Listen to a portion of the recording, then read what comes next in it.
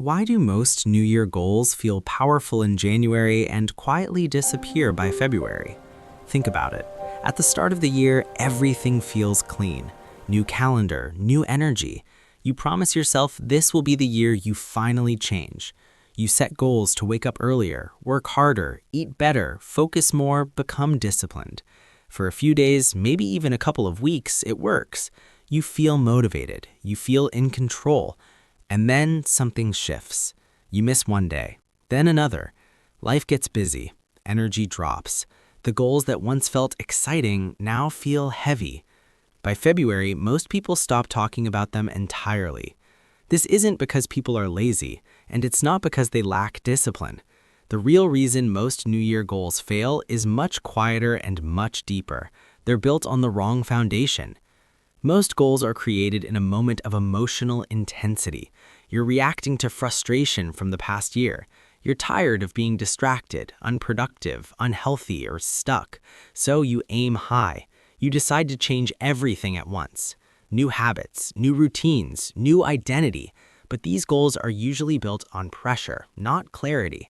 They assume that your future self will have more energy, more motivation, more willpower than your current self. And that assumption is almost always wrong. January motivation is not discipline. It's adrenaline, and adrenaline fades fast. By February, the excitement is gone. What remains is the system you designed, and for most people, that system is too loud, too rigid, and too demanding to survive real life. It doesn't adapt to low-energy days. It doesn't forgive mistakes. It doesn't account for stress, boredom, or distraction. So when reality hits, the system breaks. And when the system breaks, people blame themselves. Here's the uncomfortable truth. Goals don't fail because people stop trying. Goals fail because they demand too much internal force. Most people approach goals the same way they approach productivity, by pushing harder. They tell themselves they just need more discipline, more pressure, more structure. But pressure creates resistance, and resistance creates burnout. The harder you force change, the more your mind pushes back. Not immediately, but gradually, quietly, until one day you realize you've stopped showing up. This is where most New Year advice gets it wrong. It tells you what to do, but not how to be while doing it. A better approach for 2026 starts with a simple shift. Instead of asking, what do I want to achieve this year, ask, what kind of mental environment do I want to live in this year? Because your environment shapes your behavior more than your goals ever will. And that environment is not just physical, it's internal. If your mind is constantly rushed, overstimulated, and noisy, no goal will last. You can't build consistency on top of constant tension.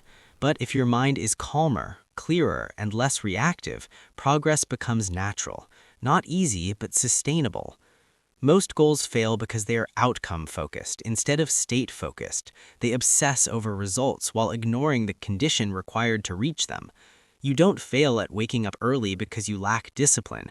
You fail because your nights are chaotic and your mind never winds down. You don't fail at focusing because you're incapable. You fail because your attention is constantly fragmented. Fix the state, and the behavior follows. The better approach for 2026 is not to lower your standards, but to lower the noise. Build goals that work with your energy instead of against it. Design systems that still function on bad days. Create routines that feel light enough to repeat, not impressive enough to abandon.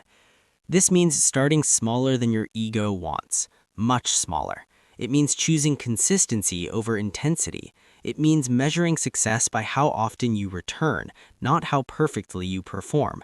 It means accepting that real change is quiet. It doesn't announce itself, it compounds. There's a moment where most people go wrong, the first slip, the first missed day. Instead of continuing calmly, they judge themselves. They think they've failed. That judgment creates friction. Friction leads to avoidance. Avoidance kills momentum. The better approach is neutral recovery. You notice the slip, you return. No drama, no self-attack, just repetition. Every return strengthens the system. This is the difference between goals that last and goals that disappear. One is built on force, the other is built on alignment. Imagine entering February not feeling behind, guilty, or exhausted, but steady. Not perfect, but present.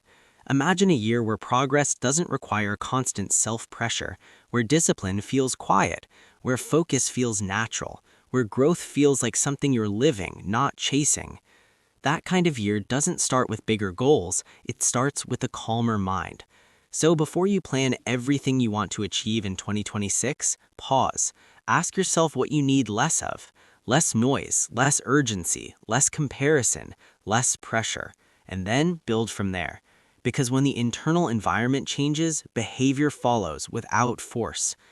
If this perspective challenged the way you think about goals, let me know in the comments. I'm curious what usually causes your goals to fade by February. And if you want more videos about building focus, discipline, and growth without burnout or pressure, make sure to like this video and subscribe. Sometimes the most powerful way to move forward is not by pushing harder, but by finally choosing a quieter path.